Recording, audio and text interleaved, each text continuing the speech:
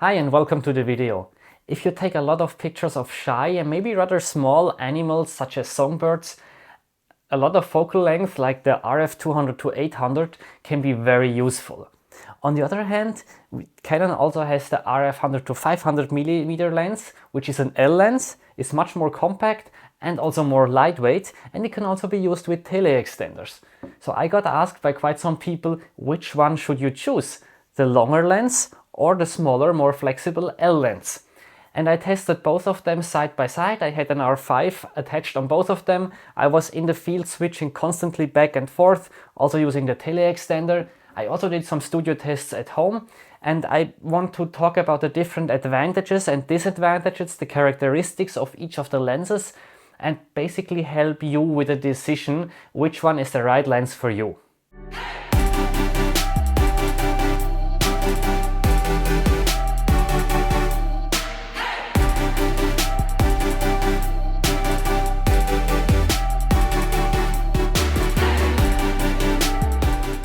Both of these lenses have a variable aperture. The 100-500 ranges from 4.5 to f7.1, the 200-800 from f6.3 to f9. So this one lets in more light, but this one also has more focal length. We should always consider that. And you can see also quite a difference in terms of the size. The RF100-500 is 20.7 centimeters long and 9.3 centimeters in diameter, whereas the 200-800 is 31.4 centimeters long and 10.2 centimeters in diameter. And this difference in length, it's like a 50% extra. If you come from the 100-500 to the 200-800, you really feel this in the backpack. It takes up considerably more space here. And the lens foot is also a bit larger, which I think makes perfectly sense. It's a well-designed lens foot for the size of the lens. It really feels nice holding. There is an interesting difference about the lens foot. This one here is kind of permanently attached. You can rotate it, but you cannot take it off, which I also think with the size and weight of this lens makes perfectly sense, since it makes the handling so much easier.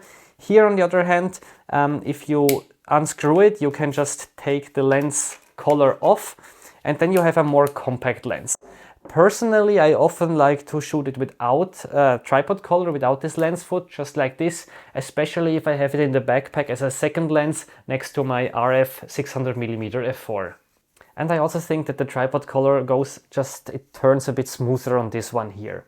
There's also quite a difference in terms of weight of the two lenses. The 100-500 weighs 1.37 kilos without the tripod collar. With the tripod collar, it's 1.53 kilograms.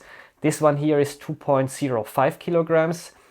So if we compare it both with the tripod collar, this one, the RF200-800, is around 500 grams heavier. However, if we want to get an even comparable focal length, we need to add the 1.4 tele-extender to the 100-500, and then the 200-800 is still heavier, but the 100-500 is actually catching up. Both of the lenses have a variable minimum focus distance. For the RF100-500, it's 0.9 to 1.2 meters, and this gives you a maximum magnification of 1 to 3 at 500 millimeters. The RF200-800 has a variable focus distance of 0.8 to 3.3 meters. And here you actually have the maximum magnification at 200 millimeters, not at 800. And the maximum magnification is only 1 to 4, which is actually still quite good. Nevertheless, if you shoot a lot of dragonflies, amphibians, butterflies, maybe flowers, this one definitely has the edge. On the other hand, for small songbirds that you shoot maybe on 4 or 5 meter distance, here we have the advantage because you just have more focal length. As I mentioned in the beginning, the RF100-500 is an L-class lens, so top of the line. This one is not. However, they still have quite some similarities. Both come in this white paint, and I actually think that the finish of the 200-800 seems almost more professional than the 100-500. It's a bit rougher. It reminds me more of the RF100-300 2.8, which is also an L lens.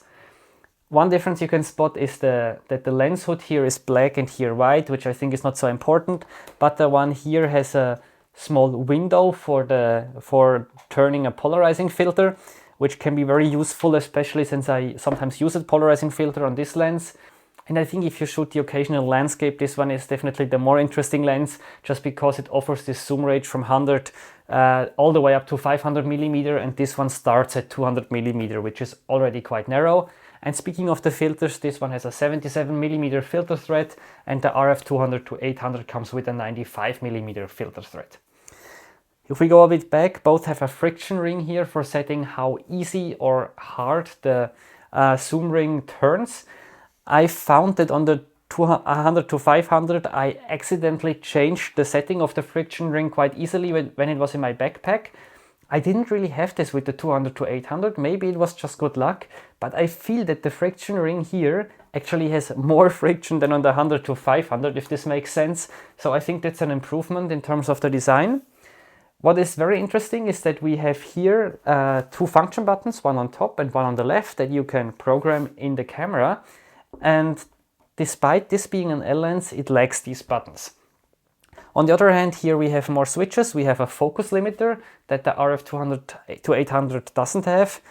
However, to be honest, if I use a focus limiter, I often prefer or use most often the setting that is for this near distance. So my RF 600mm f4 has one 4.2 to I think 10 or 16 meters, and that's quite nice for taking pictures of songbirds, because if you're at the feeder, it prevents the camera from focusing on the background, and you cannot do this with either of these. Both have the autofocus manual focus switch, both have an image stabilizer on-off switch, but on the 100-500 you have a setting for the image stabilizer modes 1, 2 and 3. Here you just have on and off. Finally, one of the biggest differences, and I think clear advantage of the RF100-500, is that the RF100-500 has here a dedicated manual focus ring that turns easily, and even though I wish it would be a bit more in front, it's still quite easy to reach. The RF200-800 has a combined control and focus ring, which is quite far behind, especially given the size of the lens. It's rather small and it has more friction, making it a bit harder to quickly change the focus, at least from my experience. So here I definitely prefer this feature. Here you can set if you want to have this ring set for manual focus or for the control function. Personally, I always prefer to have the ability to focus manually, so I left it there. Here you have a dedicated control ring that also clicks, so it's not a continuous movement, which is nicer for a control function, I think. However, it's placed in a really awkward position that I cannot easily reach, so actually I never used it with this lens. Both of these lenses are also external zooms, means if I zoom in, the tubus extends, and it extends quite a bit. As you can see, this gets huge, and also the 100-500 gets quite big if it's fully extended.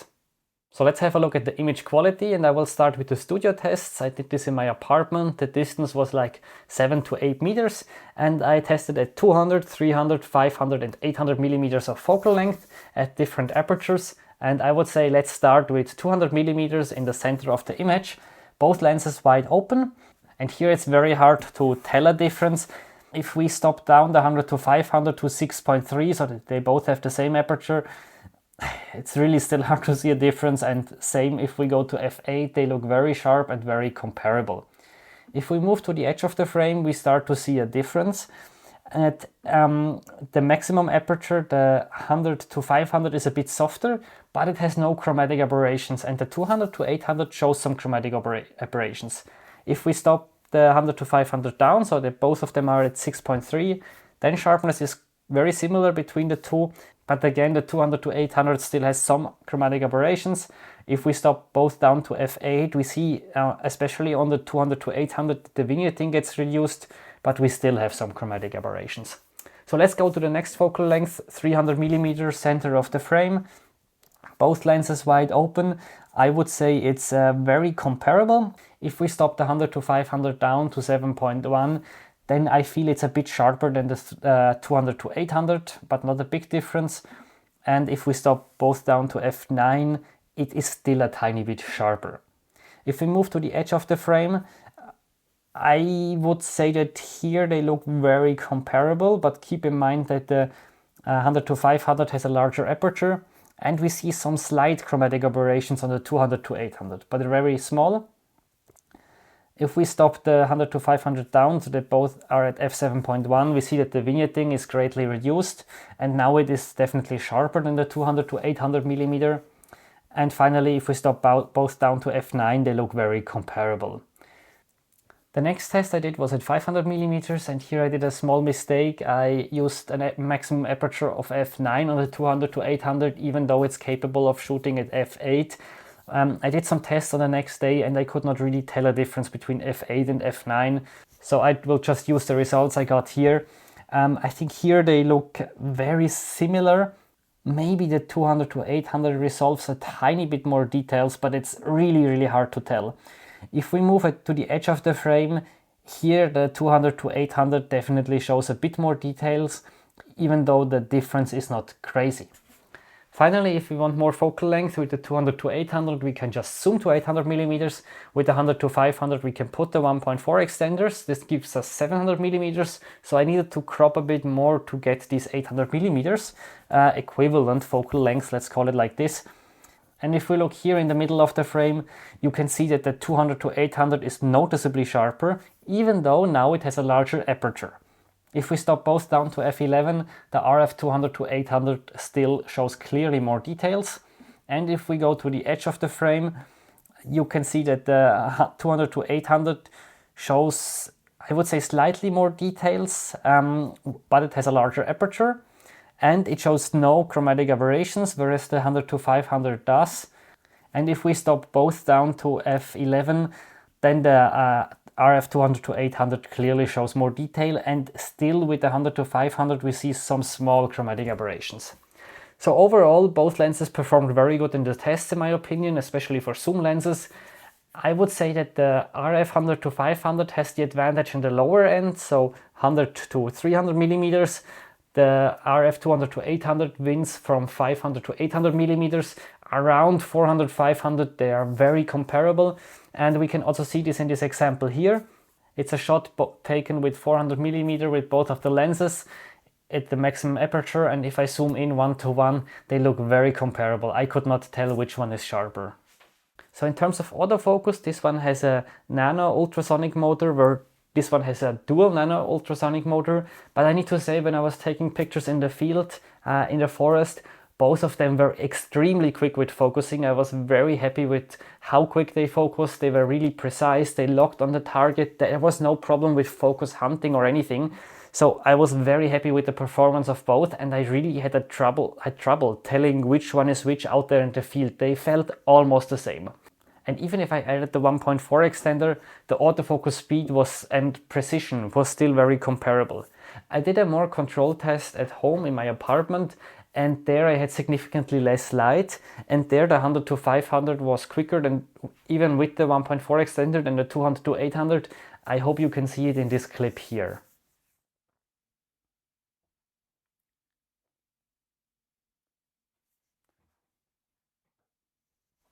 When I'm in the field, I usually prefer to shoot handheld, and especially with these small apertures that both of these lenses have, to be honest, especially if you use a tele extender, it can be really useful if you can handhold a bit a longer shutter speed, and for this we need an effective image stabilizer.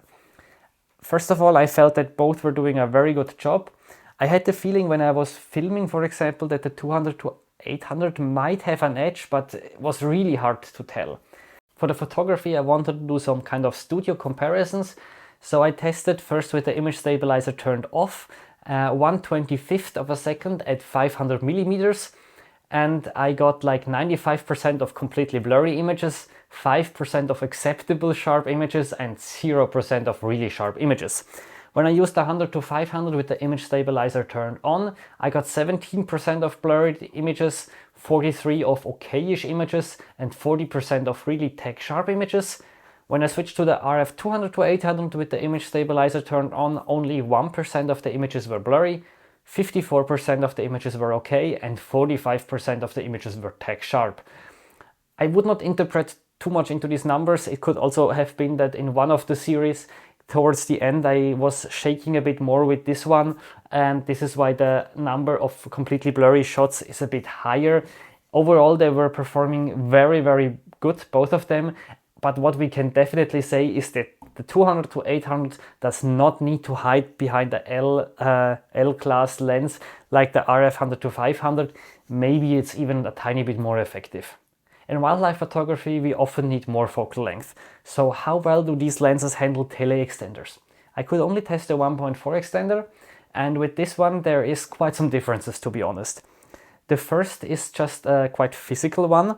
The RF100-500 has a quite compact design, but this means that the back element of the lens goes quite far back. If we are at 100 millimeters, it's really just here. And this means that at 100 millimeters, I can physically not put the extender. It's not possible. So I need to zoom this lens to at least 300 millimeters in order that I can put the extender. This has two disadvantages. First of all, my zoom range is kind of limited. If I put the extender, I get a 420 to 700 millimeter lens, which is not a huge zoom range anymore. It's not even a 2x zoom. However, if I use an extender, I usually want to have a tighter framing, so not a huge deal, but keep it in mind. The bigger problem was in the field when I just wanted to put in the extender. I had the lens here. I wanted to quickly put in the extender. Then I first needed to kind of zoom out, which is a bit annoying in this position, and hope that the ring here was on a proper setting because it's on smooth. You see that it goes down, so I had to make sure this was on tight. And only then I could put the 1.4 extender on the lens and could start shooting.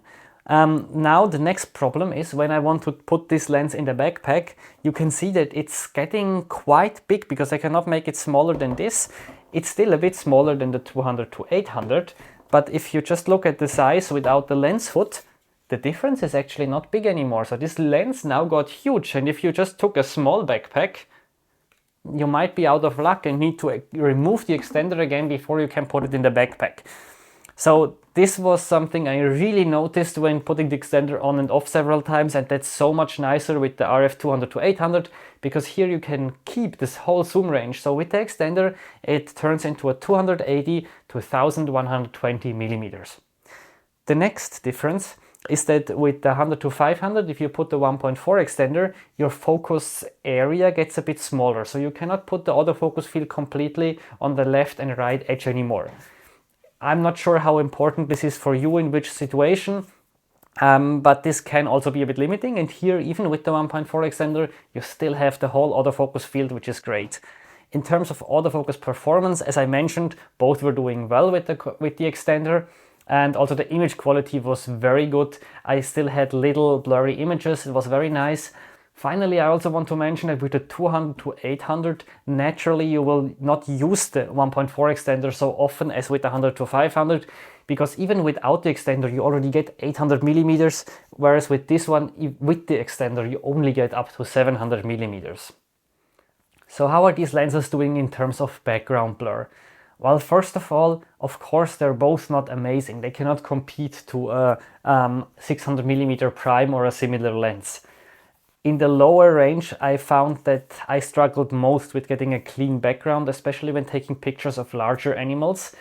And in the lower range, the RF100-500 also has the clear advantage. In fact, it has an advantage up to 500 millimeters, because at 500 millimeters, the 100-500 is at f7.1, whereas the 200-800 is already at f8. So 1/3 of an advantage for the 100-500, and you can slightly see this. I have an example here. This was taken at 400 millimeter, both lenses wide open, which for the 100-500 means f6.3, for the 200-800 f7.1, and you can see that there is a slight advantage for the RF100-500 in terms of background blur. I bring you another example of another nutcracker at 500 millimeters, and again you can see that the RF100-500 has 1/3 of a stop of advantage, and the background is ever so slightly more blurry. However, if we zoom in with the 200-800 millimeters, now you can see that here we are at 800 millimeter f9, and I just cropped the image of the 100-500, and now you can see that the 200-800 has an advantage. And if we look at the details, the 200-800 obviously blows the 100-500 out of the water, because here I just needed to crop more. So maybe I would have better used the tele extender, but I just wanted to show you this flexibility that you have with the 200-800. So what are my conclusions and which one do I recommend you to buy? I think it's actually not that hard. If you shoot a lot of shy and small wildlife and you feel like you often need something between 600 and 800 millimeters or even more, then I would definitely go for the 200 to 800, mainly because of the better image quality and the nicer background blur. If on the other hand you also often use the lower range, let's say even 100 to 400 millimeters, the RF100-500 has advantages because it's a bit has less chromatic aberrations there. It's also providing a smoother background and it's much more compact and lightweight, so that's a nice bonus. And I think this also holds true if you already own a super telephoto lens like a RF 600mm f4. I think this one is a much better companion than the 200 to 800. Again, because here I think you have too much overlap and here I have more of the lower end, so I can use this range from 100 to 200 millimeters as well, and it's more compact. It just fits nicer in the backpack next to the big lens. If you want just have a lens that is very lightweight, flexible, doesn't take up much space, and the last bit of image quality and background blur is not so important, then this one, the 100 to 500 combined with a 1.4 extender, might be the better option than the 200 to 800 millimeter. I hope I could answer most of your questions, help with the decision of which lens to buy. If you do so, please use the affiliate links that I put below. It would support my channel. Let me know what you think about these lenses and see you in the next video.